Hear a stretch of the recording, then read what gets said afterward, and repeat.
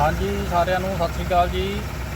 ਆਹ ਦੇਖੋ ਜੀ ਗੱਡੀ ਦਾ ਇੱਕ ਤਾਂ ਚੈੱਕ ਲਾਈਟ ਆ ਚੁੱਕੀ ਹੈ ਤੇ ਨਾਲ ਲਿਖਦੀ ਹੈ ਜੀ DEF ਐਰਰ ਨੋ ਸਟਾਰਟ 560 ਕਿਲੋਮੀਟਰ। ਤੇ ਅਸੀਂ ਵੀਡੀਓ ਨੂੰ ਬਹੁਤਾ ਲੰਬੇ ਨਹੀਂ ਕਰਦੇ ਹੋਏ ਅਸੀਂ ਮੇਨ ਪੁਆਇੰਟ ਅਸੀਂ ਚੈੱਕ ਕੀਤੇ ਇਹਦੇ ਪਹਿਲਾਂ। ਜਦੋਂ ਅਸੀਂ ਸਕੈਨ ਕੀਤਾ ਇਹਨੂੰ ਖੜੀ ਜਰਾ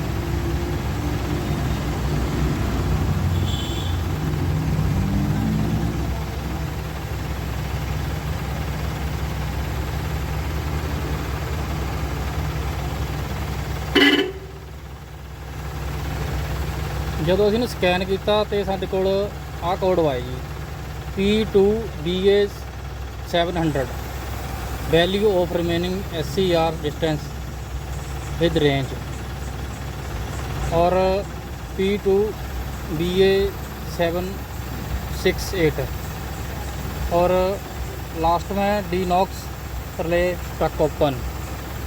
ये 3 कोड आ रहे हैं, ना ही कैंसिल हो रहे हैं ना ही डिलीट हो रहे हैं।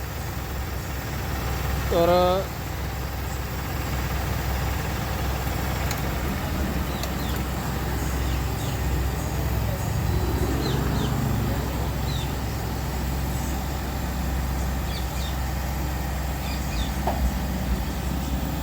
फिर मुड़ के इदां दे कोड आ रहे बार बार।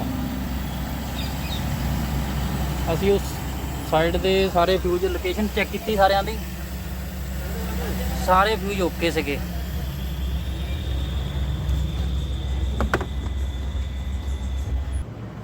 ਜਦੋਂ ਅਸੀਂ ਦੇਖਿਆ ਕਿ ਆ ਯੂਰੀਆ ਪੰਪ ਨਹੀਂ ਸੀ ਕੰਮ ਕਰਦਾ ਪਿਆ, ਇਹਦੇ ਵਿੱਚ ਨੈਗੇਟਿਵ ਔਰ ਪੋਜ਼ਿਟਿਵ 12 ਵੋਲਟ ਸੀਗੇ ਔਰ ਨੈਗੇਟਿਵ ਨਹੀਂ ਸੀ ਇਹਦੇ ਵਿੱਚ ਆ ਰਿਹਾ, ਤੇ ਯੂਰੀਆ ਪੰਪ ਔਨ ਨਹੀਂ ਸੀ ਹੋ ਰਿਹਾ, ਤਾਂ ਸਾਡੀ ਰੀਜਨਰੇਸ਼ਨ ਕੰਪਲੀਟ ਨਹੀਂ ਸੀ ਹੋ ਰਹੀ। ਫਿਰ ਅਸੀਂ ਇਹਦੀ ਵਾਇਰਿੰਗ ਚੈੱਕ ਕੀਤੀ। ਇਹਦੀ ਵਾਇਰਿੰਗ ਅਸੀਂ ਪਹਿਲਾਂ ਆਲਰੇਡੀ ਖੋਲ੍ਹ ਰੱਖੀ ਆ, ਤਾਂ ਵਾਇਰਿੰਗ ਦੇ ਵਿੱਚ ਸਾਨੂੰ ਕੀ ਮਿਲਿਆ ਤੇ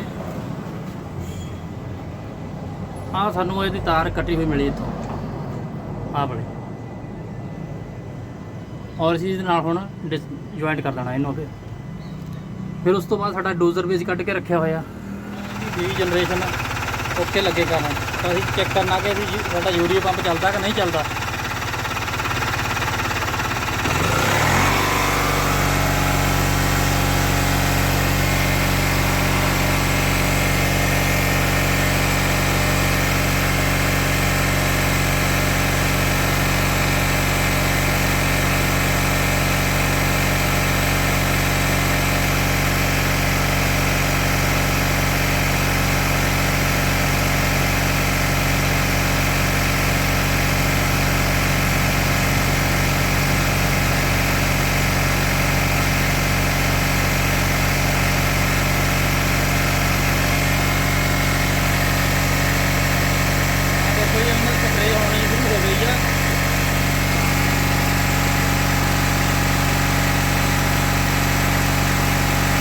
ਸਾਡਾ ਡੋਜ਼ਰ ਇੱਦਾਂ ਵਰਕ ਕਰਦਾ ਜੀ।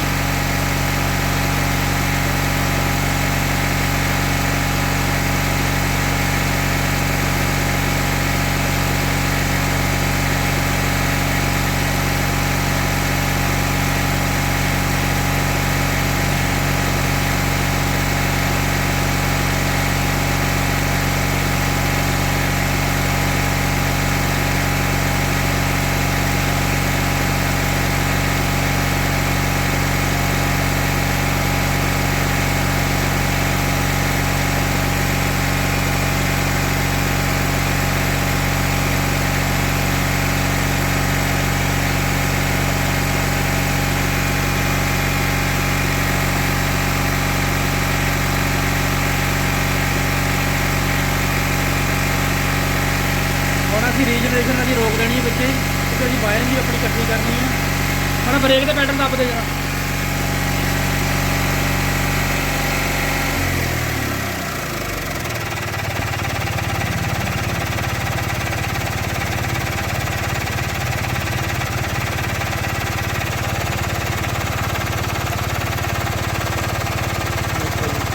ਸਪਰੇਅ ਹੋ ਰਿਹਾ ਰੈਗੂਲਰ।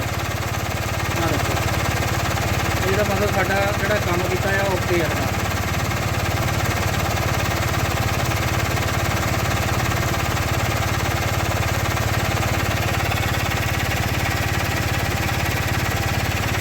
ਅਸੀਂ ਵੀਡੀਓ ਨੂੰ ਬਹੁਤਾ ਲੰਬਾ ਨਹੀਂ ਕਰਦੇ ਹੋਏ ਅਸੀਂ ਆਪਣੀ ਵੀਡੀਓ ਇੱਥੇ ਸਟਾਪ ਕਰ ਦੇਣੀ ਆ। ਕਾਕਾ ਗੱਡੀ ਕੰਮ ਬੰਦ ਕਰ ਦੇ ਜੀ। ਸਾਡਾ ਹੁਣ ਪ੍ਰੋਸੈਸ ਹੋ ਗਿਆ ਕੰਪਲੀਟ। ਜਦੋਂ ਯੂਰੀਆ ਸਾਡਾ ਡੋਜ਼ਰ ਰਾਹੀਂ ਆਉਣ ਲੱਗ ਗਿਆ ਤਾਂ ਬਾਕੀ ਸਾਡਾ ਸਮਝੋ ਕਿ ਸਾਡਾ ਕੰਮ ਓਕੇ ਆ। ਹੁਣ ਅਸੀਂ ਗੱਡੀ ਦੀ ਵਾਇਰਿੰਗ ਸਾਰੀ ਇਕੱਠੀ ਕਰਕੇ ਤੇ ਗੱਡੀ ਅਸੀਂ ਹੁਣ ਰੈਡੀ ਕਰ ਦੇਣੀ ਹੈ ਜੀ। ਠੀਕ ਹੈ ਜੀ, ਓਕੇ, ਥੈਂਕ ਯੂ। ਆਹ ਦੇਖੋ ਜੀ, ਹੁਣ ਸਾਡਾ ਕੰਮ ਹੋ ਗਿਆ ਜੀ ਕਲੀਅਰ। ਆਹ ਦੇਖੋ, ਹੁਣ ਕੱਲਾ ਟਾਈਮ ਆ ਰਿਹਾ ਜੀ, ਬਾਕੀ ਸਾਡੀ ਡਿਸਪਲੇ ਓਕੇ ਆ। ਆ ਸਾਡਾ ਇੱਕ ਚੈੱਕ ਇੰਜਨ ਆ ਰਿਹਾ, ਇਹ ਕਲੀਅਰ ਕਰਨਾ ਹੁਣ ਅਸੀਂ।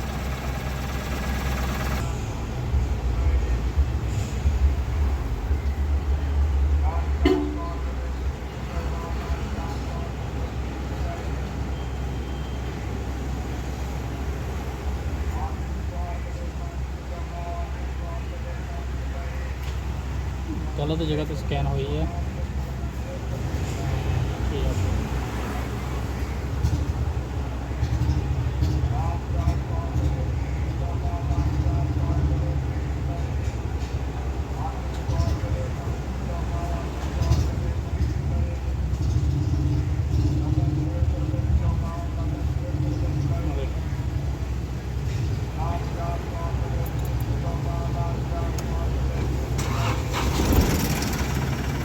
कमेटी चेक करा दें।